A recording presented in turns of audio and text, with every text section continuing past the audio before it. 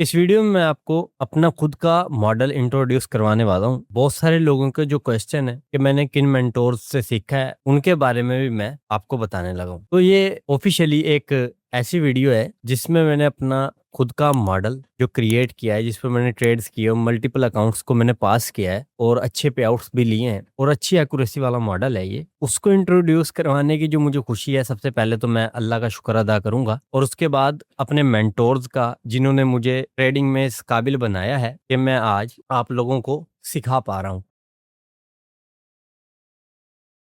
उसमें जो सबसे पहला बड़ा किरदार है मेरे मेंटोर्स में ट्रेडिंग सिखाने में, वो है आर्जो का। आप यूट्यूब पे सर्च कर सकते हो आर्जो का। प्योर टेक्निकल एनालिसिस उससे पहले मैं इस लेवल पर नहीं करता था जितना आर्जो ने मुझे स्ट्रक्चर के अंदर गाइड किया और मार्केट के आर्ग्यूमेंट्स पर, बुलिश और bearish arguments, pure technical analysis इस इंसान ने मुझे सिखाया है। और जो वीडियोस है ना इस इंसान की, वो इंतहाई काबिले तारीफ है। उसके बाद जो दूसरा मेरा मेंटोर है, इससे मैंने बहुत सारी गाइडेंस और बहुत सारा नॉलेज, और बेसिकली ये जो पूरा, बल्कि जो मेरा ये मॉडल है ना, वो टी ट्रेड्स की वजह से बना है। टी ट्रेड्स एक ऐसा मेंटोर है, मतलब मुझे ये लगता है कि अगर आप आईसीटी का कोई टॉपिक लिखते हो ना, तो आईसीटी की वीडियो आए ना आए, फिर टी ट्रेड्स की वीडियो लाजमी आ जाती है। तो इस इंसान को तकरीबन जितने भी आईसीटी के ट्रेडर हैं वो पहले से ही जानते हैं और मुझे ट्रेडिंग सिखाने में और प्रॉफिटेबल बनाने में इस इंसान का बहुत बड़ा किरदार रहा है शुरू से। फिर एम मैक्सिम ट्रेडर, इनको मैं जब से जानता हूँ, जब इनकी आपको ना एक पुरानी प्लेलिस्ट भी मिल जाएगी, बहुत पुरानी, यूट्यूब पर पड़ी है और बहुत जबरदस्त वो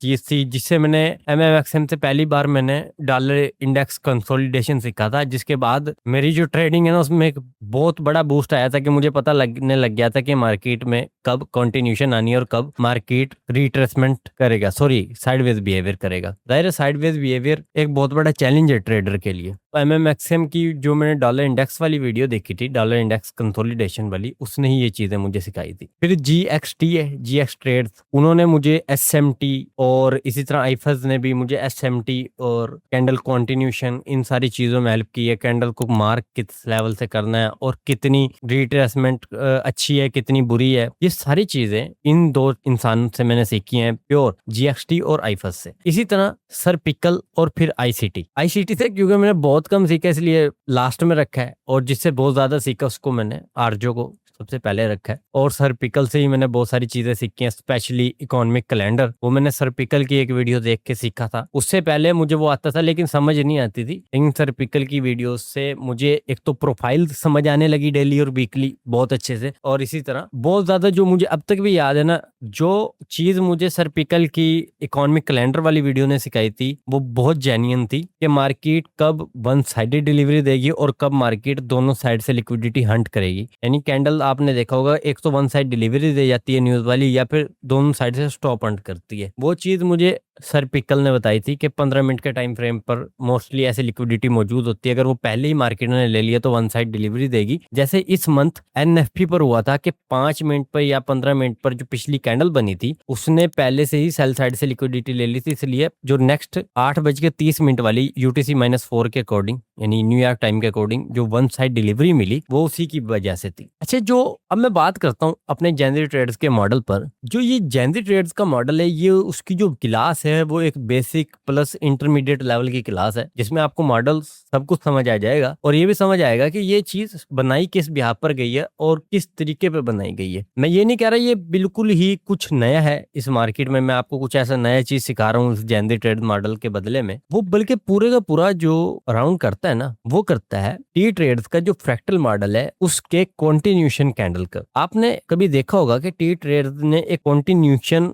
मल्टीपल कैंडल्स का एक तरीकाकार बनाया था कि कैसे हम कंटिन्यूशन कैंडल्स को ट्रेड कर सकते। उसमें क्या था कि उसको जब मैंने इन चीजों को ट्रेड करना स्टार्ट किया ना, कुछ ऐसी ऐसी चीजें थी जो मुझे लगा कि यार ये ना काम कर रही हैं, मगर उसमें कुछ कमी भी है। उस कमी को पूरा करने के लिए फिर मैंने रिसर्च स्टार्ट की और भी फिर मैंने आईफज और जीएक्सटी से कैंडल्स के ओएचएलसी ओएलएचसी को बहुत ज्यादा डीप में चीजों को लर्न किया। एक वो नॉर्मल वीडियोस नहीं है कि ओएचएलसी आपने देखा होगा कि ओपन बनाएगी, हाई बनाएगी, लो बनाएगी और क्लोज हो जाएगी, जाएगी, वो एक अलग चीजें हैं बिल्कुल, लेकिन कहाँ लो और कहाँ आई बनेगा, कहाँ से ओपन होगा, कहाँ क्लोज होगा, ये चीजें बहुत ज्यादा डिटेल में जीएक्सटी और आईफज ने सिखाई हुई हैं। और सबसे ज्यादा जो मेरी ट्रेडिंग में इम्पैक्ट डला है वो एसएमटी की वजह से डला है। जो ये पूरे का पूरा जनरल ट्रेडर्स का जो मॉडल है ना, वो बेस इस चीज पे करता है कि आपने कैंडल की कंटिन्यूएशन को ट्रेड करना है। अच्छा, ये बनाया क्यों है वो भी मैं आपको चल के आगे समझाता हूँ। अच्छा, ये जनरल ट्रेड का मॉडल नहीं है कि आपने इसको एमएमएक्स मॉडल समझ लो कि मार्केट IRL टू ERL जा रही है। बेसिकली मैं ये चीज, ये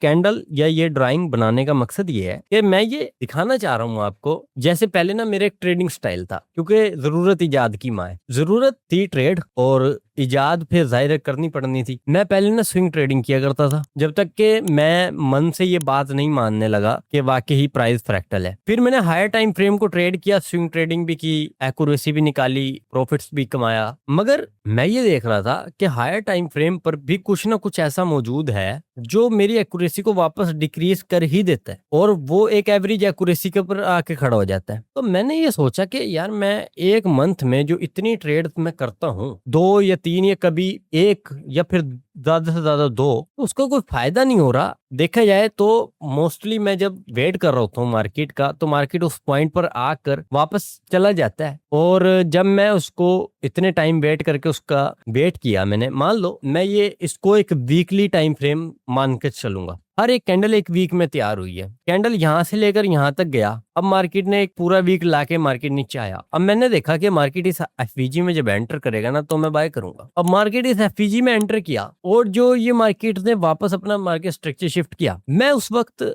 मार्केट में ध्यान नहीं था मेरा, या मैं उस पेयर पे मौजूद ही नहीं था, मैं उस पेयर को छोड़ गया, भूल गया। या अगर इसको लोअर टाइम फ्रेम पे देखा जाए तो कहो कि मैं सो गया, क्योंकि वो फिर लोअर टाइम फ्रेम पे तो सो जाना भी काफी हो जाता है इस टाइप की एंट्रीज के लिए। या मैंने इसको इग्नोर कर दिया, या मैं भूल गया, या मेरे को कॉन्फिडेंस ही नहीं आ रहा। और उसके बाद मार्केट वापस जब अपना स्ट्रक्चर शिफ्ट करके ये वाली कैंडल बनी, तो अब यहाँ से एक क्लियर डायरेक्शन मिल गई कि मार्केट यहाँ से अब वापस यहाँ तक जाएगा। मगर मैं ये कह रहा हूँ कि मार्केट में मैंने ऑलरेडी मूव मिस कर दिया जहां से मुझे बाय करना था। अब जहां से मुझे बाय करना था, लाइक इस जगह से मुझे बाय करना था और यहाँ स्टॉप डालना था और यहाँ तक ट्रेड करनी थी, वो मूव मुझसे मिस हो गया। मार्केट यहाँ पर फिर रहा है या फिर अगली कैंडल बनाकर कुछ आगे फिर रहा है, तो मेरे अंदर कॉन्फिडेंस नहीं आता था कि मैं यहाँ से बाय करूं और स्टॉप लॉस कहाँ रखूं, कहाँ पर बाय करूं। तो यही चीज मुझे मेरे जनरल ट्रेड मॉडल की तरफ ले गई और इसके अंदर हेल्प की टी ट्रेड के कैंडल कंटिन्यूएशन पैटर्न ने, जिसके बारे में मैंने पहले भी ये सीखा था कि जैसे न्यूयॉर्क में ना जो एल्गोरिथमिक ऑर्डर ब्लॉक रहता है, 2 कैंडल बुलिश बनी और एक सेल की बनी, फिर वो 2 कैंडल बुलिश बनी, इस तरह से वो ऑर्डर ब्लॉक बार बार टैप होकर मार्केट मजीद कंटिन्यूएशन डालती जाती है। वो चीज ये थी। मगर एवरी कैंडल को ट्रेड करना, जैसे ये कैंडल बना, आपको इसका आइडिया नहीं हो सकता। ये कैंडल पर आप कह सकते हो कि ऑर्डर ब्लॉक से लिया, मगर इस कैंडल पे कोई ऑर्डर ब्लॉक नहीं है, कोई एफईजी नहीं है, मगर इस कैंडल को भी आप ट्रेड करने की एबिलिटी रखते हो, तो ये कितनी बड़ी बात है। अब इसी जगह पर ये देखो कि चलो मान लो मैं यहाँ पर नेक्स्ट कैंडल पे इसके या इस एरिया को टेस्ट करने पे बाय कर सकता हूँ, मगर जो नेक्स्ट कैंडल बनेगी मैं उसमें कहाँ बाय करूंगा। यही चीज जनरल ट्रेड का मॉडल आपको सिखाती है कि इस जगह पर रहकर जब आपके पास नीचे कुछ भी नहीं है, आप इस जगह से बाय करके यहाँ तक जा सकते हो या यहाँ तक जा सकते हो। यही चीज मैंने इस जनरल ट्रेड के मॉडल में रखी है। और ये जो जनरल ट्रेड का मॉडल है, मैं ये नहीं कह रहा ये प्योर बस मेरा ही बनाया हुआ है, इसमें लोगों का किरदार है और ये मिलता जुलता ही मॉडल है उसके। जनरल ट्रेड मॉडल के ना 2 असूल है, या तो मार्केट ट्रेंड में हो तो ट्रेड होगी। अब वो ट्रेंड कौन कौन से, वो बुलिश ट्रेंड हो या फिर बेरिश ट्रेंड हो, तभी ट्रेड होगी, अदरवाइज नो ट्रेडेबल है अगर मार्केट साइडवेज है। अब सवाल ये पैदा होता है कि मार्केट जब साइडवेज है, भाई मुझे कैसे पता लगेगा मार्केट अब साइडवेज होने वाली है। तो जब डॉलर इंडेक्स खुद साइडवेज हो जाता है, तो जितने भी यूएसडी के पेयर होते हैं वो खुद ही साइडवेज हो जाते हैं। ऐसी कंडीशन में जो क्रॉस पेयर है, क्रॉस पेयर को आप ऐसे कह लो कि यूरो जीबीपी, जिसमें यूएस डॉलर नहीं लगता, चाहे वो कोड करेंसी हो चाहे बेस करेंसी हो, उसमें यूएस डॉलर नहीं आएगा, तो वो क्रॉस पेयर है। उस टाइम पर वो पेयर जो है वो ट्रेड कर रहे होते हैं और ट्रेंड में ट्रेड कर रहे होते हैं। तो अगर आपका डॉलर इंडेक्स साइडवेज चला गया तो आपने क्रॉस पेयर पर ट्रेड करनी हो। ये चीज मैंने MMXM से सीखी थी। क्रॉस पेयर उस वक्त ट्रेंड में होंगे और आपका ये जो मॉडल है जनरल ट्रेड, जो ये मेरा मॉडल है, ये प्योर काम इस चीज पर करता है कि आपका जो पेयर है वो ट्रेंड में होना चाहिए, अदरवाइज आपका स्टॉप लॉस ही हिट होगा। सही है, यानी ट्रेडेबल है, बुलिश कंडीशन भी ट्रेडेबल है, बेरिश कंडीशन भी। नॉन ट्रेडेबल, ट्रेडेबल नहीं है, एक ही कंडीशन है वो साइडवेज है। लकी रहती ज्यादा है मार्केट में, मगर आप इसको ट्रेड नहीं कर सकते, क्योंकि इसमें आप ट्रेड इसलिए नहीं कर सकते क्योंकि मार्केट अनप्रिडिक्टेबल चलती है। मार्केट सेल साइड से स्टॉप खा ले, बाय साइड से स्टॉप खा ले, आपको इस चीज का आइडिया नहीं हो पाएगा। High time frame to lower time frame simple है, वही रिक्वायर्ड टाइम फ्रेम यही है जो मैं आपको कह रहा हूँ, मतलब sorry recommended time frame. Daily से 1 आवर पे आप शिफ्ट कर सकते हो, 4 आवर को 15 मिनट पर कर सकते हो, H1 को M5 पर कर सकते हो। उसके नीचे अगर आप जाते हो तो फिर वो ऑप्शनल है, आपका मन चाहे तो जाओ, मन चाहे तो ना भी जाओ। अगर आप M30 ये किसी कैंडल को ट्रेड कर रहे हो तो M3 पर आप उसको लोअर टाइम फ्रेम मानकर एंट्री करोगे और M15 को M1 पर। ये ऑप्शनल है, वैसे ये इधर भी काम करता है क्योंकि प्राइस तो फ्रैक्टल है, लेकिन ये कि मैंने ऑप्शनल रखे हैं, इनकी थोड़ी ज्यादा बेटर आपको एक्यूरेसी देखने को मिलेगी। ये तो है कि जितना आप बेटर टाइम फ्रेम इस्तेमाल करोगे, क्योंकि कुछ टाइम फ्रेम की कैंडल्स ऐसी भी होती है जो कि टाइम के साथ अलाइन होती हैं और वहां पर वो ज्यादा अच्छे से प्ले होती है। एक तो वो टाइम है ना जिसमें मार्केट में लिक्विडिटी मौजूद ही नहीं है, जब तक लिक्विडिटी मौजूद नहीं है तो ये इसी तरह से ही काम करते हुआ आपको दिखाई देगा कि मार्केट ज्यादा तो साइडवेज चला रहेगा। तो इसलिए कुछ कैंडल्स की इंपॉर्टेंस भी होती है, जैसे H4 की 5 या 6 कैंडल्स जो होती हैं डे में, उनकी अपनी इंपॉर्टेंस है। इसी तरह H1 की कुछ इंपॉर्टेंट कैंडल है, जैसे 8, 9 और 10 बजे वाली, स्पेशली 9 और 10 बजे वाली, 9 AM और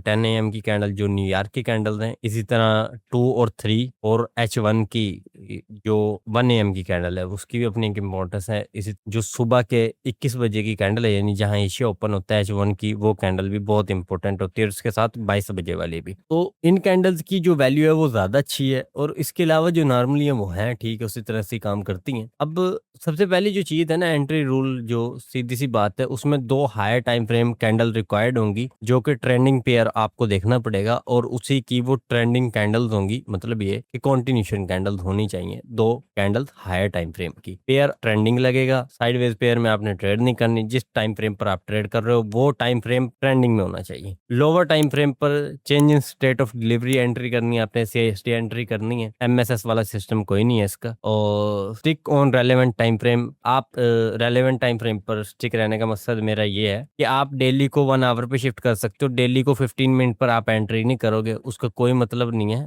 आपका स्टॉप लॉस हिट हो जाएगा। By trade only above higher time frame candle, और above higher time frame candle price and vice versa, यानी सेल साइड में भी सेम रहेगा। इसका ये मतलब है कि कैंडल की ओपनिंग प्राइस से ऊपर ही जाना चाहिए लो बनाने के बाद मार्केट, फिर ही आप बाय करोगे। अब ये मैं चार्ट पर चल के आपको ज्यादा अच्छे से समझा पाऊंगा। अब जिस चीज की मैं बात करूंगा ना आपसे, आपने आज तक ये देखा होगा, जब हम A+ कंडीशन जो है जेनजी ट्रेड्स के मॉडल की, वो मैं आपसे यहाँ पर शेयर कर रहा हूँ। पहले सबसे पहले ये है कि जो मेरा फिब लेवल है, जी आप देख सकते हो ये मेरी फिब लगी हुई है, उसको हायर टाइम फ्रेम की कैंडल पर मार्क कैसे करना है। ये समझ लो कि मेरा कॉन्सेप्ट जो है ना वो प्योर सिर्फ 2 टाइम फ्रेम पर काम करता है, हायर टाइम फ्रेम और लोअर टाइम फ्रेम। अगर आपका हायर टाइम फ्रेम डे 1 है तो आपने 1 आवर पर एंट्री लेनी है, और अगर आपका हायर टाइम फ्रेम 1 आवर है तो 5 मिनट पर, 4 आवर है तो 15 मिनट पर। ये वही पुरानी बात है, 30 मिनट है तो फिर 3 मिनट पर, और 15 मिनट है तो 1 मिनट पर। और अगर आप बहुत अच्छे ट्रेडर हो और आपके पास ट्रेडिंग व्यू की पेड वर्जन है तो आप 5 मिनट की कैंडल को भी 30 सेकंड पर ट्रेड कर सकते हो, क्योंकि प्राइस फ्रैक्टल है, हर टाइम फ्रेम पर सेम ही काम करेगा। अब हायर टाइम फ्रेम पर 2 कैंडल सबसे इंपॉर्टेंट है, एक PC यानी प्रीवियस कैंडल, और CC यानी current candle. Entry candle higher time frame candle, आप इसको ये भी कह सकते हो, यानी प्रीवियस कैंडल और करंट कैंडल ही आपका प्योर मॉडल है जिसको आप ट्रेड करोगे। अच्छा, कुछ लोग क्या करते हैं, जब ये वाली कैंडल बन रही है तो उसमें जब वो प्रीवियस कैंडल के लेवल को फिब में मार्क करते हैं तो ये वो विक से लेकर विक तक मार्क करते हैं या बॉडी टू बॉडी मार्क करते हैं। लेकिन मेरा जो कॉन्सेप्ट है उसमें आपने इसको ऐसे मार्क नहीं करना, आपने न्यू कैंडल की, अगर बुलिश कंडीशन है, न्यू कैंडल की ओपनिंग प्राइस के नीचे, आप ये देख लो, ये न्यू कैंडल की ओपनिंग प्राइस के नीचे जितना एरिया है बाय करते हुए सारा मार्क कर लेना, सही है। इसी तरह जब आप सेल कर रहे हो तो जो बेरिश कंडीशन है, जो करंट कैंडल बन रही है, उसकी ओपनिंग प्राइस से ऊपर जितना भी एरिया सारा मार्क करना है। यहाँ पर आपने ये सेलिंग में ये वाली विक छोड़ देनी है और बाइंग में ये वाली विक छोड़ देनी है। ये पूरे का पूरा PDF जो कि 20 से 25 पेजेस का है, ये आपको वीडियो के डिस्क्रिप्शन में मिल जाएगा, आप डाउनलोड कर लेना, बिल्कुल फ्री ऑफ कॉस्ट है। अब जो A+ कंडीशन है कैंडल की कॉन्टिन्यूशन की, क्योंकि मुझे जिस कैंडल को मैं लोअर टाइम फ्रेम पर ट्रेड करूंगा, हायर टाइम फ्रेम की इस कैंडल को, उसका जो सबसे इंपॉर्टेंट चीज है वो ये है कि उसका एक्सपेंड करना बहुत ज्यादा जरूरी है। अगर वो एक्सपेंड नहीं की तो या तो हमारी lower time frame higher time frame की 2 कैंडल तो लगेंगी या फिर स्टॉप लॉस हिट हो जाएगा। सही है। अब सवाल ये पैदा होता है कि आप ये कैसे डिसाइड करोगे कि ये कैंडल एक्सपेंशन करेगी। यानी आप फ्यूचर तो प्रिडिक्ट नहीं कर सकते, मगर ये जो टूल है, ये जो फिब लेवल है 0, 0.25 और 0.50 और 1, इनमें जब आप इसको बॉडी टू लो मार्क करोगे, यानी कैंडल की जो क्लोजिंग प्राइस है और उसके लो प्राइस तक आप जो मार्क कर रहे हो, उसमें जब नेक्स्ट कैंडल ओपन हो तो वो कैंडल 0.25% के ऊपर ही रहे। जैसे आप ये देख रहे हो कि ये 0.25% का लेवल है, मार्केट इसके ऊपर ही है, तो ये कैंडल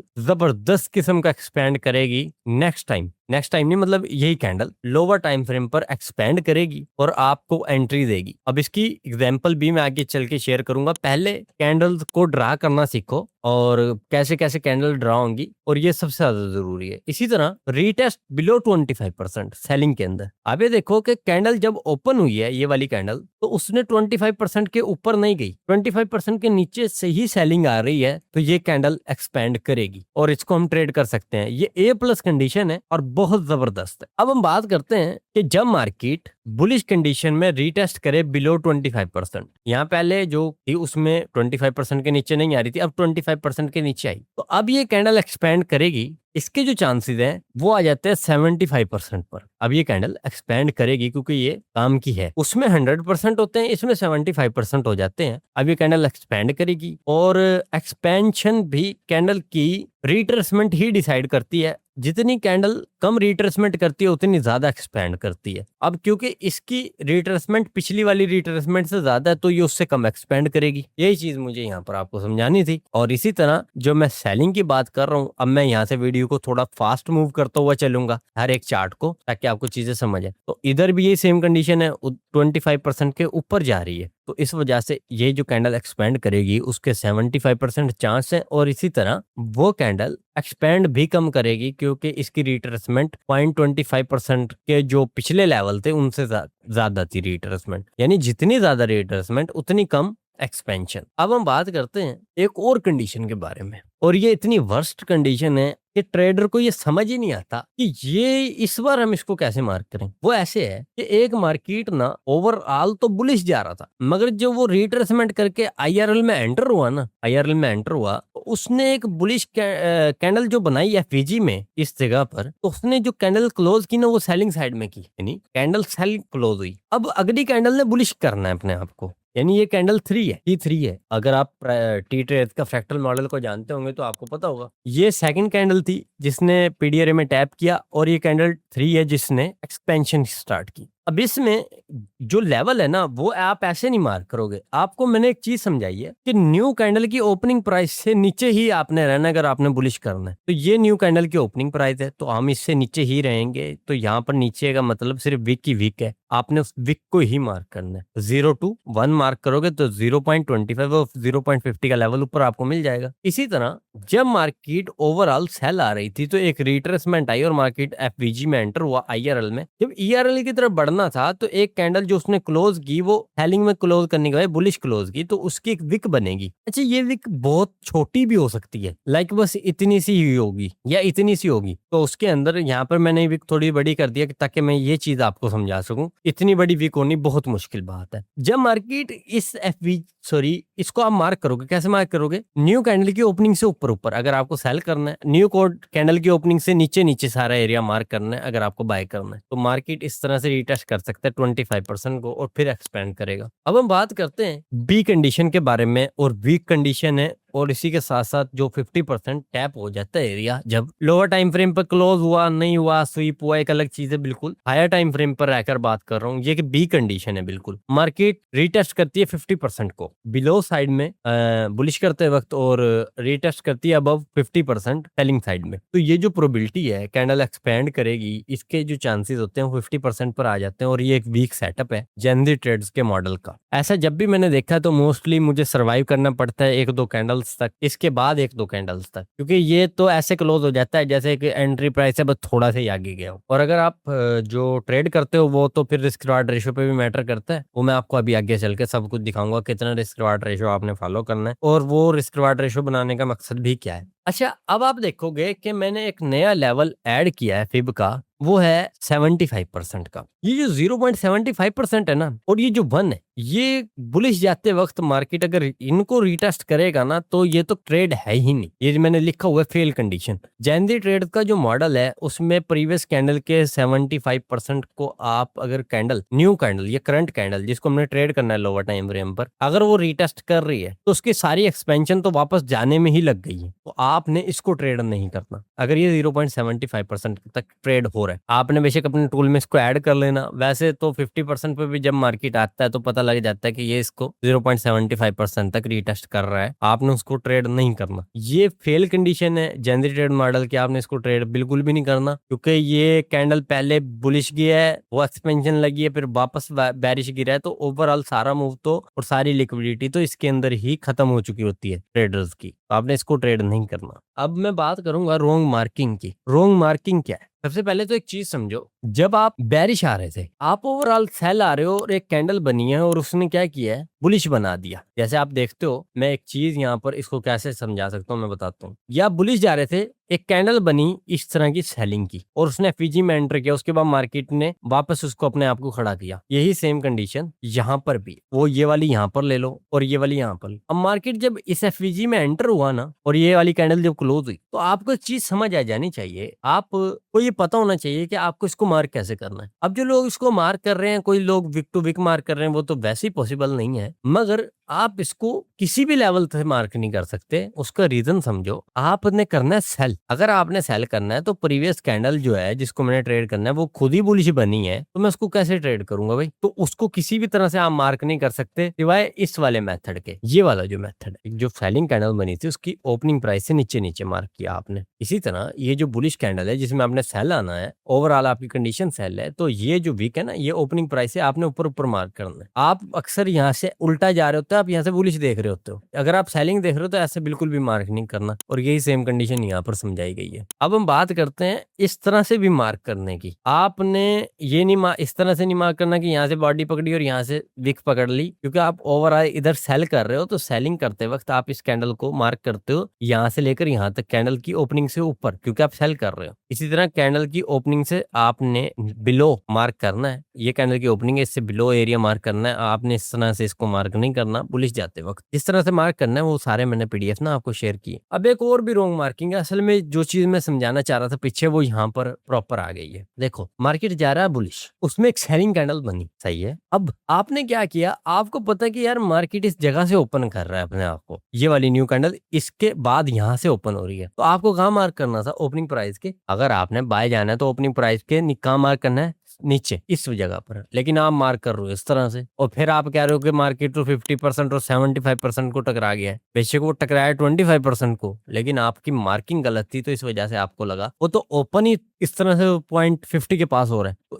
यही मेन रीजन है कि मैं ये देखता हूँ कि जो ये कैंडल है, जो इसकी ओपनिंग प्राइस है, उससे नीचे नीचे मार्क करूंगा बाय करते वक्त, इसी तरह ऊपर ऊपर का एरिया मार्क करूंगा सेल करते वक्त ओपनिंग प्राइस के। ये भी फेल कंडीशन, आपने इसको भी ट्रेड नहीं करना, मार्क भी ऐसे नहीं करना। ये सारी कंडीशनें गलत हैं और आपने इसको इस तरह से नहीं करना। हाँ, अब देखो, ऐसी कंडीशन में जब आपने देखा कि मार्केट बुलिश जा रहा था तो एक सेल कैंडल बना, तो आपने उसको कैसे मार्क किया? न्यू कैंडल की ओपनिंग प्राइस के नीचे मार्क किया। तो ये लेवल तरीका आपका बिल्कुल ठीक है और ये बेस्ट कंडीशन है और जबरदस्त काम करती है। आप देख लो, ये बेस्ट कंडीशन है। A+ सेटअप नहीं करा। A+ सेटअप तो वही है जो 25% को भी टेस्ट ना करे। बस कैंडल ओपन हो और पहले से ऑर्डर ब्लॉक बना हो, प्रीवियस कैंडल के रिट्रेसमेंट ने वो बना दिया, और बस न्यू कैंडल ओपन हो, लोअर टाइम फ्रेम पर कैंडल क्लोज करे अपने ऊपर, रिट्रेसमेंट हल्की सी डाल के, और आपका काम हो जाए। उसकी एग्जाम्पल भी मैं आगे चल के आपको शेयर करूंगा। इसी तरह सेम कंडीशन यहाँ भी है। आप सेलिंग कर रहे थे, न्यू कैंडल, ये है न्यू कैंडल जिसको आपने ट्रेड करना है। न्यू कैंडल की ओपनिंग से ऊपर ऊपर आपने इसको मार्क करना है। सेल करते वक्त मार्क किया, कैंडल कैंडल ने रिस्पेक्ट किया, सेल आ गया। अच्छा, अब जो सबसे इंपॉर्टेंट चीज है higher time frame to lower time frame ना, उसमें आपको मैंने टाइम फ्रेम समझाए हैं कि आपने कैसे कैसे ट्रेड करनी है, और ये एक बेसिक वीडियो है तो इसमें मैं आपको चीजें समझा दूंगा। मगर इंपॉर्टेंट पीडीएफ जब कंप्लीट हो जाएगा तो आपको वीडियो के डिस्क्रिप्शन में, आपको तो खैर वीडियो के डिस्क्रिप्शन में पहले ही मिल जाएगा, जब आप ये वीडियो अपलोड होगी ना तो अपडेटेड आपको पीडीएफ मिलेगा जिसमें टाइम फ्रेम और कंफर्मेशन क्या क्या चाहिए वो सारा कुछ ऑलरेडी लिखा हुआ होगा। तो यहाँ पर तो मैं आपको सिर्फ समझाऊंगा और उसका पीडीएफ आपको फिर डिस्क्रिप्शन में मिलेगा, और वहां पर ही सारी कंडीशन लिखी होंगी एंट्री की, लोअर टाइम फ्रेम पर कैसे आपने ट्रेड करनी है हायर टाइम फ्रेम को लाइन करके। अच्छा, जो मेरा ए प्लस सेटअप है ना, उसमें मैंने आपको जैसे पहले बताया कि मार्केट की जो ये न्यू कैंडल होती है वो इस 25% को भी टैप नहीं करती। अब एक सवाल पैदा होता है, इसको आप फिर ट्रेड कैसे करोगे लोअर टाइम फ्रेम पर? जिस तरह से ये बुलिश कैंडल बनी हुई और ये बुलिश कैंडल बनने जा रही है, तो लोअर टाइम फ्रेम पर सारी कैंडलें बुलिश नहीं होती। लोअर टाइम फ्रेम पर मार्केट 1 to 0 तक आप ये देख सकते हो, ये वीक अलग है, ये देख रहे हो ना आप, वीक अलग है। इसी तरह मैंने इसको न्यू कैंडल की ओपनिंग प्राइस से नीचे सारा एरिया मार्क किया है क्योंकि मैं बाय करूंगा, तो इसी तरह 0 से 1 तक मैंने यहाँ मार्क किया। अब ये न्यू हायर टाइम फ्रेम की कैंडल इस वाली कैंडल ने ओपन की है, ये वाली जो कैंडल ओपन हो रही है ना वो ये वाली कैंडल ओपन हो रही है, और उसके बाद मार्केट क्या कर रही है, लो बना रही है। तो ये देख लो, ये लोअर टाइम फ्रेम पर लो तैयार हो रहा है। अब जैसे ही मार्केट वापस जाके इसी ऑर्डर ब्लॉक को ब्रेक करेगा, दो ऑप्शन है, आप चाहो तो इस वाले ऑर्डर ब्लॉक पर भी ट्रेड कर सकते हो, मगर ये कोई कंफर्मेशन नहीं है, इसमें आप फंस सकते हो। अगर मार्केट ज्यादा रीटेस्ट कर गया तो आपका स्टॉप लॉस क्योंकि इसके नीचे रखा हुआ होगा, फिर स्टॉप लॉस हिट हो जाएगा। आपने क्या करना है, जैसे ही मार्केट इस वाले ऑर्डर ब्लॉक के ऊपर क्लोजिंग दे, ये देखो ये क्लोजिंग दे चुका है इसके ऊपर, ये देख लो ये क्लोजिंग आई हुई है इसके ऊपर, क्लोजिंग आते ही इस क्लोजिंग पर ही एंटर कर देना है, चाहिए इस क्लोजिंग पर ही आपने एंटर कर देना है, और उसके बाद स्टॉप लॉस इस लो के नीचे आएगा जिस पर अभी काम चल रहा है। बाकी स्टॉप लॉस की हमें इसके नीचे रखने की जरूरत है भी या नहीं, मैं मोस्टली अपनी एंट्रीज में देखता हूँ जब मार्केट 25% के ऊपर से ही बाय जाता है तो इतना ज्यादा बड़ा स्टॉप लॉस की जरूरत नहीं है, मगर क्योंकि मार्जिन और लॉट साइज बढ़ने की वजह से प्रोफॉर्म्स इतना अलाउ नहीं करती इतना छोटा स्टॉप लॉस, उससे प्रॉब्लम आ जाती है। इस वजह से हम मार्केट में इस तरह से ट्रेड नहीं कर सकते, हमें एक प्रोटेक्टेड स्विंग चाहिए होता है। अलबत्ता ये स्टॉप लॉस तो इतना काबिल है कि इस कैंडल के नीचे भी रख दो तो भी आपका स्टॉप लॉस हिट नहीं होगा, जब मार्केट 0.25% को रिस्पेक्ट कर रही है, उससे भी ऊपर रहकर ही, मार्केट उसको टेस्ट भी नहीं कर रही, वैसे ही बाय जा रही है। सिर्फ इस टाइप से एक कैंडल या दो कैंडल बनाकर, जैसे इसके ऊपर क्लोज हुई आपकी एंट्री ओपन हो जानी चाहिए, आपने इसके रीट्रेसमेंट का इंतजार नहीं करना, मार्केट को रीटेस्ट करे और फिर बाय करना, नहीं, ये कैंडल की क्लोजिंग ही आपकी एंट्री है और ये आपका स्टॉप लॉस है, और 1/2 आप इसमें फॉलो कर सकते हो। अब बात ये है कि इस मॉडल पर मैंने 1/2 ही को क्यों प्रेफर किया है, 1/3 को क्यों नहीं किया, हालांकि जो मैं ट्रेड ये लाइव टेस्ट या आज तक जितनी में, उनमें 1/3 भी बहुत बार मिला है मुझे, मगर ना जिन मेंटोर से मैंने सीखा है ना वो खुद ही 1/2 फॉलो करते हैं, तो फिर मैंने इस चीज को 1/2 पे फॉलो किया। और ये भी एक अलग बात है कि 1/3 से 1/2 पर ज्यादा एक्यूरेसी है। 1/2 बहुत,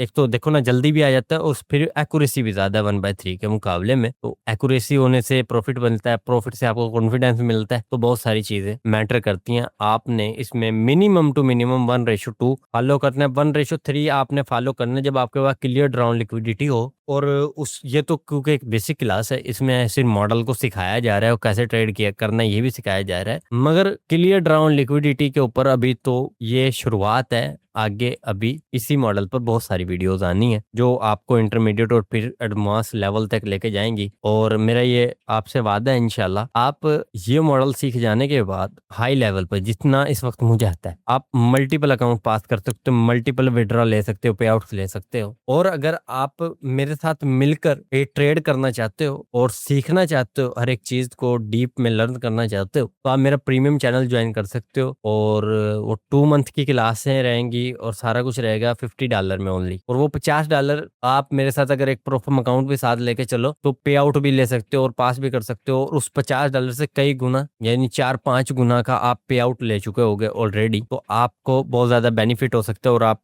चीजों को एक मेंटोर के साथ मिलकर ट्रेड भी कर सकते हो, सीख भी सकते हो। अब हम बात करते हैं A+ कंडीशन के ही बारे में, और यहाँ पर जो एंट्री टाइप है ना वो 0.25% के तो ऊपर ही है, मगर एक अलग चीज है यहाँ पर। आप ये देखो कि कैंडल ना पहले क्या हो रहा था, जो न्यू कैंडल ओपन हो रही थी वो सेलिंग कैंडल तो बना रही थी ऑर्डर ब्लॉक के लिए, मगर इस बार देखो कि विक बहुत बड़ी है, इसका ये मतलब लोअर टाइम फ्रेम पर सेलिंग आई है। अब न्यू कैंडल की ओपनिंग से नीचे नीचे मार्क करना है, तो बॉडी टू लो आपने मार्क कर लिया, यानी क्लोजिंग, बॉडी की क्लोजिंग से लेकर लो तक बाय जाते हुए और बॉडी की क्लोजिंग से लेकर हाई तक सेल आते हुए, तो हम यहाँ बाय की कंडीशन में और ए प्लस कंडीशन है, बिल्कुल मार्केट 25% को भी टैप नहीं कर रही। मार्केट ने क्या किया, ये जो रिट्रेसमेंट आई है ना हायर टाइम फ्रेम पर, उसने यहाँ से लेकर यहाँ तक एक 2-4 सेलिंग कैंडल्स बनाती। क्या अब ना नेक्स्ट टाइम ना हमें मजीद सेलिंग कैंडल्स बनवाने की जरूरत नहीं है। हमारा देख लो, ये मैंने लिखा हुआ new hire time frame candle open हुई है इस वाली कैंडल पर, लोअर टाइम फ्रेम पर ये वाली कैंडल ने ओपन किया, तो इसका ये मतलब है ये जो ऑर्डर ब्लॉक ऑलरेडी बन चुका था जब ये रिट्रेसमेंट आई थी, तो जैसे ही मार्केट इसको ब्रेक करेगी अब हम फिर ट्रेड करेंगे यहाँ पर स्टॉप लॉस रख के 1/2। अगर आप ये चीजें बहुत ज्यादा डीप में लर्न करना चाह रहे हो तो या तो आहिस्ता आहिस्ता क्लासेस का वेट करो, आपको सारी चीजें समझ आने लगेंगी, या फिर आप मेरे साथ करो तो आपको और ज्यादा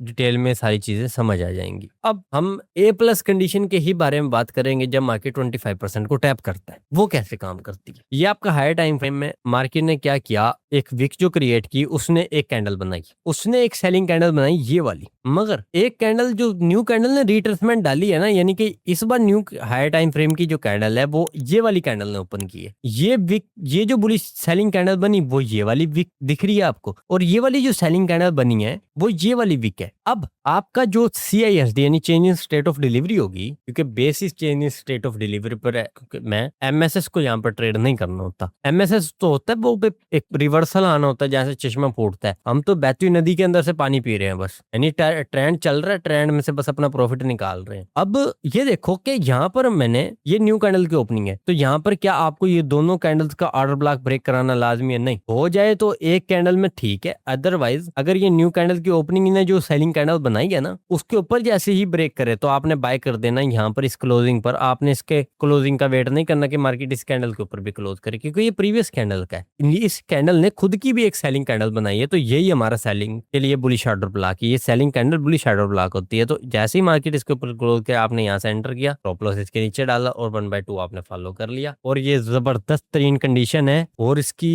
जो रिस्क रिवार्ड रेशियो है ना वो सबसे ज्यादा तगड़ा है, बहुत ज्यादा जबरदस्त है, क्योंकि इसमें आपको एंट्री बहुत जल्द मिल रही होती है और स्टॉप लॉस छोटा होता है, तो रिस्क रिवार्ड रेशियो इसकी वजह से इंक्रीज हो जाता है। मगर ये ध्यान रहे कि प्रो फर्म्स के ऊपर कितनी लेवरेज है ये भी आपने ध्यान रखना है, कमोडिटीज पर और मेटल पर और फॉरेक्स करेंसीज पर, जैसे जो हमारे पास करेंसी वगैरह होती है, करेंसियों पर 1/50 और 1/100 वगैरह की होती है, और जो हमारे पास मेटल है यानी गोल्ड और सिल्वर मोस्टली लोग ट्रेड करते हैं, उन्हें आपको पता है, तो वहां पर हमारे पास जो लेवरेज रहती है ना वो 1/20 की होती है, और मास्टर अकाउंट पे तो 1/10 की होती है। तो 80% मार्जिन रूल होते हैं प्रो फर्म के, अगर आप वो ब्रेक कर देते हो तो आपको या तो अकाउंट फेयर दोबारा पास करना होगा, या फिर आपका अकाउंट ब्रीच कर दिया जाता है, या फिर आपके साथ मार्जिन रूल लगा दिया जाता है, फिर आप उससे कम मार्जिन यूज कर सकते हो, ज्यादा से ज्यादा फिर 80% भी आप यूज नहीं कर सकते। वो अलग चीजें, उन पर मैं फिर वीडियो बनाऊंगा अभी टाइम के साथ ना इंशाल्लाह। जैसे ही कैंडल ने क्लोज किया आपका ये ऑर्डर ब्लॉक बस ब्रेक होना काफी है, अब इसकी जरूरत नहीं है, क्योंकि ये न्यू कैंडल की ओपनिंग का ऑर्डर ब्लॉक था, आपने ट्रेड कर ली लोअर टाइम फ्रेम पर। अब एक और कंडीशन, क्या हो कि मार्केट में ये एक कैंडल बनी, अब ये जो कैंडल है ना इसने क्या किया है, सोचो, ये कुछ ऐसा कर दे, यही वाली कैंडल ऑर्डर ब्लॉक बना के उसको खुद ही ब्रेक कर दे पहले ही, फिर क्लोज हो, तो जो न्यू कैंडल ओपन होगी ना वो जो कैंडल है, अब आपके पास यहाँ पर 2 ऑप्शन है। न्यू कैंडल की रिट्रेसमेंट तो आपको चेक करनी पड़ेगी, जब ये न्यू कैंडल ओपन हुई ना और अगर वो इस हाई के ऊपर ब्रेक कर दे रही है, ये वाले हाई के ऊपर जैसे इसने किया, और ये देखो ये न्यू हायर टाइम फ्रेम की कैंडल ओपन हो रही है, वो यही वाली कैंडल है जिसने ओपन किया है अपना, तो यही कैंडल की ओपनिंग पर ही आपने बाय कर देना है। और ये जो एंट्री का मेथड है ये जबरदस्त है, और इससे ये होता है कि कैंडल जैसे ही ओपन होती है खुद ब खुद ही बुलिश जाना स्टार्ट कर देती है। इतनी बड़ी विक तो बनाती ही नहीं है खैर, तो बिल्कुल माइनर सी विक होगी जो यहाँ पर आपको थोड़ी सी बड़ी दिखेगी, मगर इस टाइम फ्रेम पर तो वो विक बहुत माइनर होगी, जरा सी दिखेगी। तो कैंडल ने क्या किया,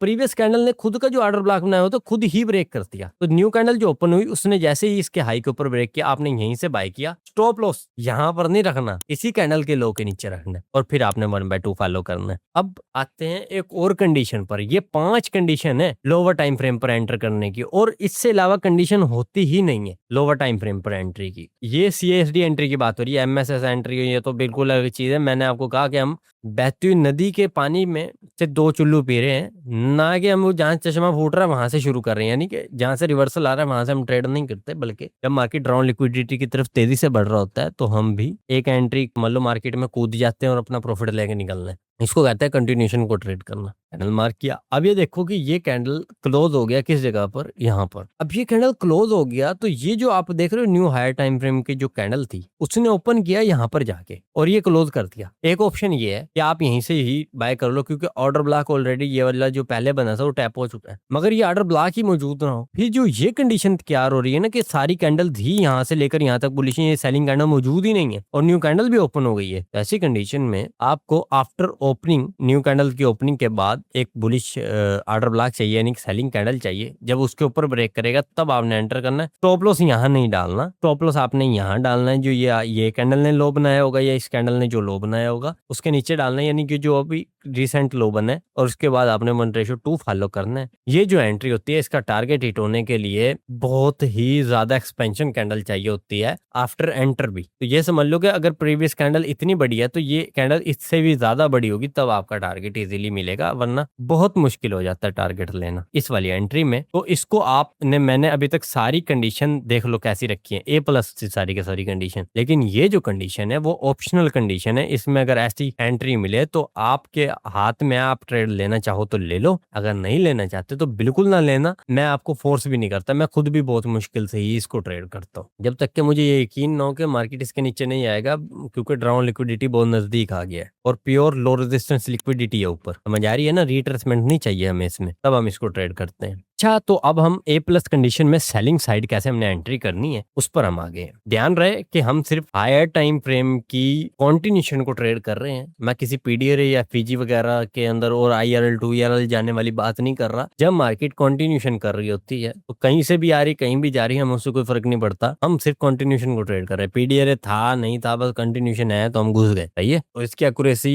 आपके PDRA वाली स्ट्रेटेजी से ज्यादा है, काम भी करती है और आपको पैसा भी बना के देगी इंशाल्लाह। अब मैं आ गया सेलिंग कंडीशन में। न्यू कैंडल की ओपनिंग से ऊपर सारा मार्क करना है, आपको पता है सेलिंग करते वक्त। तो ये न्यू कैंडल किस कैंडल ने ओपन किया लोअर टाइम फ्रेम पे, ये वाली कैंडल ने, न्यू हायर टाइम फ्रेम। तो ये कैंडल की बॉडी, जाहिर है आपने इस विक को नहीं मार्क करना। ये न्यू कैंडल की ओपनिंग प्राइस ये है, तो इससे ऊपर जितना एरिया सारा मार्क कर लिया। अभी देखो 25% के मार्केट ऊपर तक जा रहे हैं, यहाँ पर जा रहा है, यहाँ पर नहीं जा रहा है, ये अलग चीज है। बस आप ये समझ लो कि यहाँ पर भी नहीं जा रहा। मार्केट ने क्या किया, एक सेलिंग कैंडल बनाई, फिर एक बुलिश कैंडल बनाई और एक और बुलिश कैंडल बनाई। जब उसको ब्रेक किया तो क्या हुआ कि आपका ये वाला दोनों कैंडल का ब्रेक होना लाजमी था और मार्केट में आपने एंटर किया और 1:2 फॉलो किया। ये वही बात हो रही है जैसे मैं वहां पर समझा कर आया हूँ। अब अलग कंडीशन, एक कैंडल न्यू कैंडल ने बनाई, एक कैंडल यहाँ पर देखो ये क्या हो रहा है, न्यू कैंडल की ओपनिंग से ऊपर मार्क किया सेल करते वक्त। इसी तरह यहाँ पर देखो कि ये जो बॉडी है, ये यहाँ पर ना मिस्टेक हो गई भाई, मिस्टेक थोड़ी सी ना यहाँ पर ड्रा करते वक्त। ये असल में जो जीरो का ये वाला लेवल है ना, वो असल में ये लेवल है, क्योंकि कैंडल असल में वो ये यहाँ पर क्लोज हुई है, क्योंकि न्यू हायर टाइम फ्रेम की कैंडल इस जगह पर ओपन हुई है। तो जब ये कैंडल वापस आ रही है ना, आप ये देख सकते हो ये कैंडल यहाँ पर वापस आ रही है। पीडीएफ के अंदर ये जो गलती हो भी गई है ना थोड़ी सी, ये आपको क्लियर करके मिल जाएंगी। जब ये कैंडल इसके नीचे क्लोज की तो न्यू कैंडल की ओपनिंग क्या थी, ये वाली नहीं थी, ये वाली कैंडल ने, न्यू कैंडल ने ओपनिंग किया। तो हमारा जो ऑर्डर ब्लॉक ऑलरेडी बना हुआ था, बस हमें उसको ब्रेक करना था और उसकी क्लोजिंग से एंटर करके ऊपर स्टॉप लॉस डाल के 1/2 फॉलो करना था। अब अगली कंडीशन वही बात कि एक कैंडल ने खुद ने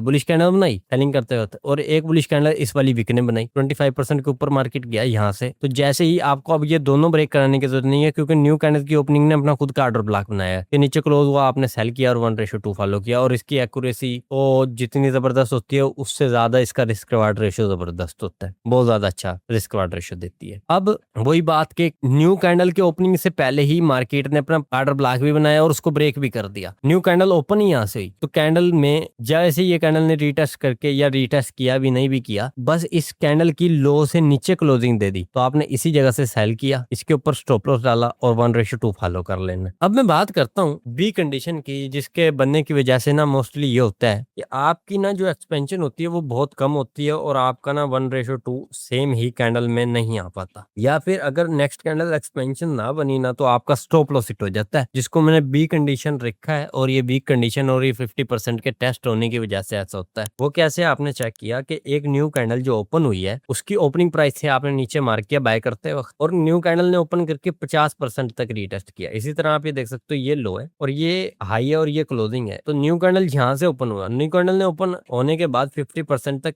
रीटेस्ट किया, इस लो से लिक्विडिटी खाई। तो जैसे ही मार्केट ने इस वाले ऑर्डर ब्लॉक के ऊपर ब्रेक किया तो ऑलरेडी मार्केट इतना सेल भी आ गया, इतना बाय भी चला गया, तो 50% तक टैप हो चुका था। तो इससे क्या होता है कि आपका स्टॉप लॉस, क्योंकि कैंडल के लो के नीचे आता है, न्यू कैंडल के जो लो के नीचे अगर बाय कर रहे हो तो इसमें आपका स्टॉप लॉस बहुत बड़ा हो जाता है। अब क्योंकि यहाँ पर यहाँ से लेकर यहाँ तक आपका स्टॉप लॉस बहुत बड़ा हो गया, तो अगर आपकी ये कैंडल एक्सपेंड करेगी भी ना, ये बहुत ज्यादा एक्सपेंशन है, आपको आम एक्सपेंशन लग रही है, आपको 1:3 नहीं है, ये 1:1.3 यानी 1:1.5 से भी कम। तो इस तरह के टारगेट आपको मिल रहे होते हैं हाई तक जाने में। तो इसके लिए ऐसी कंडीशन में आपको एक और कैंडल लग जाती है ट्रेड का टारगेट हिट करवाने में, और उसके लिए ये भी जरूरी है कि वो कैंडल बने भी सही एक्सपेंशन में। तो ये वीक सेटअप है, मैं इसको बहुत कम ट्रेड करता हूँ, या बल्कि सही कहूँ तो ट्रेड करता ही नहीं हूँ। यही चीज सेम कंडीशन सेलिंग साइड में क्या हो रहा है कि मार्केट जो ऑर्डर ब्लॉक बना रही है वो यहाँ से लेकर यहाँ तक बना रही है। अब यहाँ से न्यू कैंडल ओपन हुई है, लेकिन वो क्या कर रही है, 50% तक प्रीवियस कैंडल को रीटेस्ट कर दे रही है। तो उसको रीटेस्ट कर दे रही है, तो इसकी वजह से जब मार्केट ने इसके नीचे क्लोजिंग दी तो यहाँ से एंटर किया, स्टॉप लॉस इसके ऊपर डाला, वो कैंडल यहाँ पे आके क्लोज भी हो गई, मगर मुझे क्या मिला, 1:1.3 या 1:2 या 1:1/5 1.5 यानी 1/1.5 1/2 लेना बहुत मुश्किल हो जाता है, इसलिए ये वर्स्ट तरीन कंडीशन है। आई होप यहाँ तक जितनी भी चीजें से आपको समझ आ गई होंगी। 75% का लेवल इसलिए नहीं डाला, उसका तो कोई मतलब ही नहीं है, मैं तो 50% को बड़ी मुश्किल से ट्रेड करता हूँ।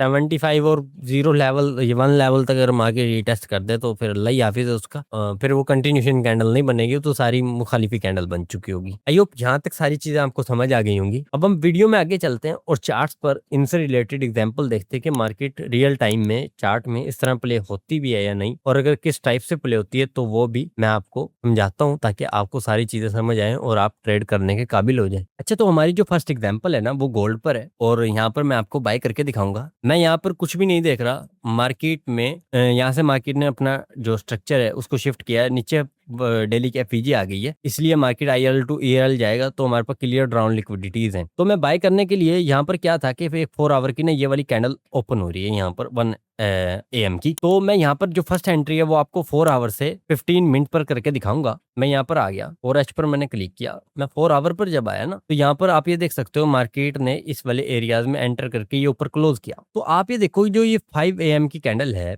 14 अगस्त की, यहाँ पर मैंने उसके ओपनिंग प्राइस के नीचे सारा एरिया मार्क किया, तो आपको पता है कि मैं यहाँ पर बाय कर रहा हूँ। अब मैं इसको 4 आवर पर खड़ा हूँ, तो मैं इसको 15 मिनट पर शिफ्ट करूंगा। आप ये देख सकते हो मैंने और कुछ भी खास ऐसा नहीं नोट किया, मैं सिर्फ यहाँ पर एक्सपेंशन कैंडल को ट्रेड करके दिखा रहा हूँ। और ठीक इस जगह पर जो एग्जांपल है ना बहुत जबरदस्त है। क्या हो रहा है कि कैंडल ने जो ऑर्डर ब्लॉक क्रिएट किए थे, न्यू कैंडल ने ऑर्डर ब्लॉक खुद के क्रिएट नहीं किए, जो प्रीवियस कैंडल ने खुद का ऑर्डर ब्लॉक क्रिएट करके खुद ही क्लोज कर दिया था। तो आपने न्यू कैंडल की रीटेस्ट देखनी थी बस, और जैसे ही इस हाई के ऊपर क्लोज हुआ, ये चीज मैं चार्ट पर सिखा कर आ चुका हूँ आपको पहले ही। ये एंट्री की एग्जांपल जो है ना ये वही वाली है जो मैं ऑलरेडी दिखा चुका हूँ। अभी जैसे इसके ऊपर क्लोज हुआ ना तो आपकी जो एंट्री थी वो इस जगह पर हो गई, और आपका स्टॉप लॉस है। अब आपके पास 2 तरीके कार हैं स्टॉप लॉस रखने के। मेरे असूल के मुताबिक तो ये स्टॉप लॉस यहीं पर आना चाहिए, 50 पिप्स का स्टॉप लॉस बैठेगा। लेकिन ये क्या है कि 15 मिनट का चार्ट है और कैंडल एक्सपेंशन बन रही है, तो यहाँ पर भी अगर आप इस स्टॉप लॉस को 80 पिप्स का भी रख देते हो तो भी कोई टेंशन नहीं है। और यहाँ पर ये है कि थोड़ा सा ये एक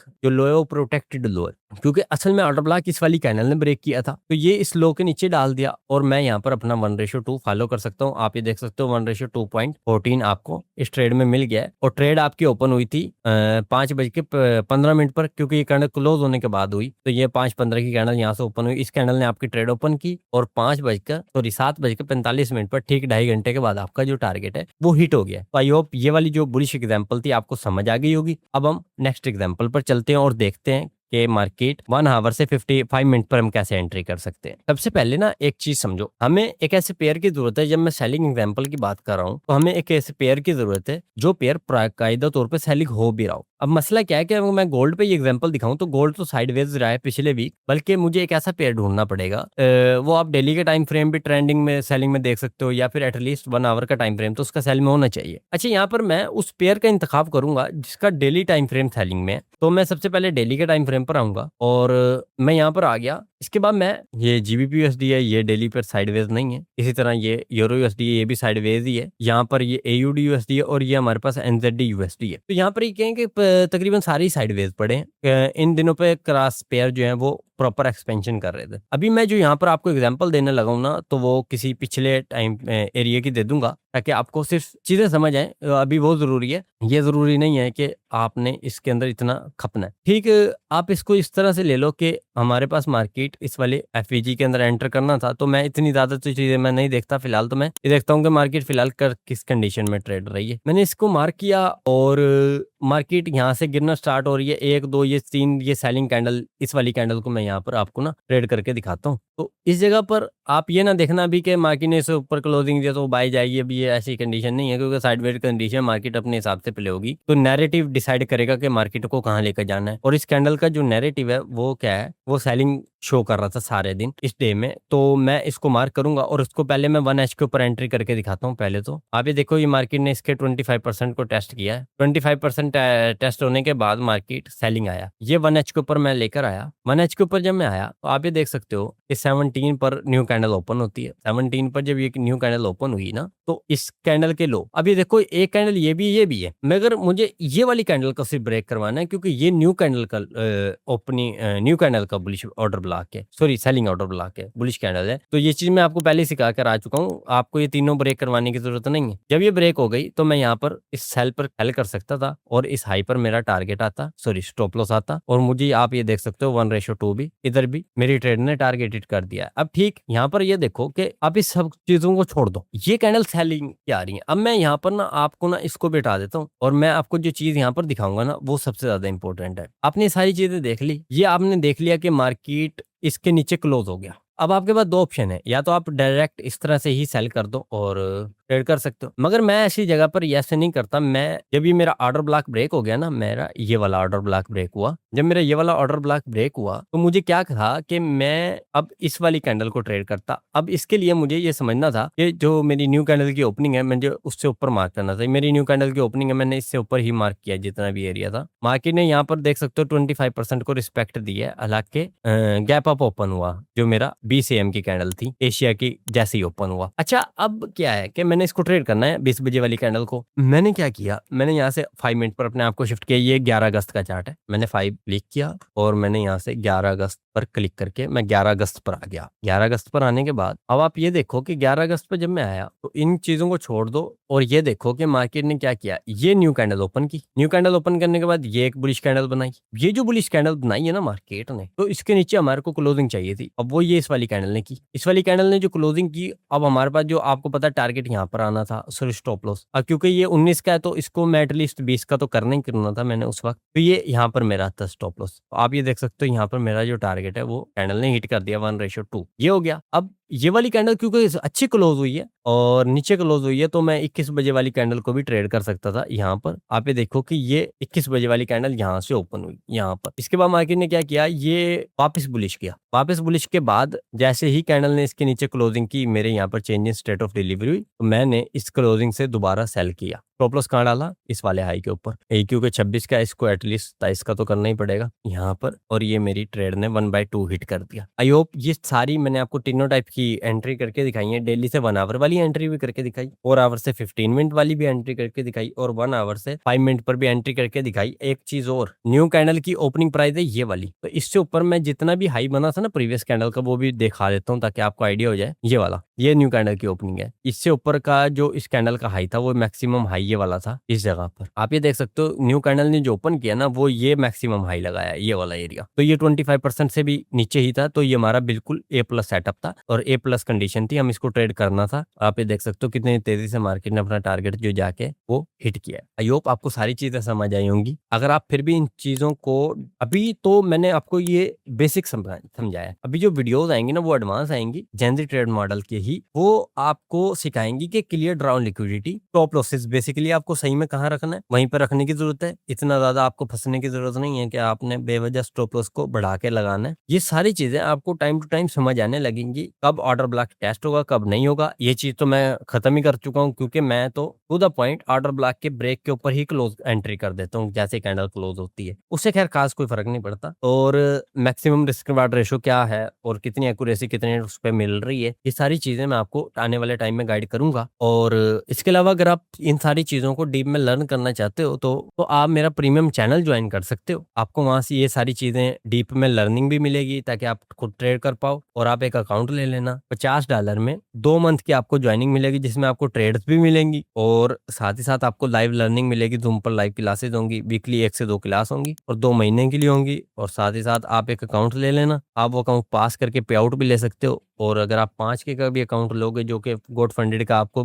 $20 में मिल जाता है, ज्यादा $18-20 का ही होता है, वो आपको मिल जाता है। तो अगर आप वो ले लोगे तो वो उसके साथ ट्रेड करोगे तो आपको वो अकाउंट भी पास हो जाएगा और उसका पे आउट से आप वो अपनी फीस भी रिकवर कर सकते हो और उससे कई गुना 20 से 4-5 गुना का ही पे आउट आपको मिल जाएगा उन 2 मंथ में। तो इससे ये है कि आपको फ्री की लर्निंग मिल गई और साथ साथ आपका अकाउंट भी पास हो गया और आपको बहुत सारी चीजें सीखने को भी मिल गई। अब अगर वीडियो पसंद आया तो अपने फैमिली एंड फ्रेंड्स में जो लोग ट्रेड करते हैं उनको शेयर कीजिए, उन्हें समझाइए कि ये मॉडल ज्यादा बेस्ट है। बेसिकली हकीकत में ये मॉडल ज्यादा अच्छा है ट्रेड करने के एतबार से। बस इसमें ये कि आपको एक्सपेंशन डे का पता होना चाहिए और एक्सपेंशन आवर्स का पता होना चाहिए, ताकि आप अच्छे से ट्रेड कर पाओ। आई होप आपको जितनी भी यहाँ पर एग्जांपल्स थी वो मैंने समझा दी है, समझ भी आ गई होंगी। कमेंट करके बताइए नेक्स्ट वीडियो किस टॉपिक पर बनाऊं। अब मुझे इजाजत दें, मिलते हैं इंशाल्लाह नेक्स्ट वीडियो में। सो गुड बाय, अल्लाह हाफिज।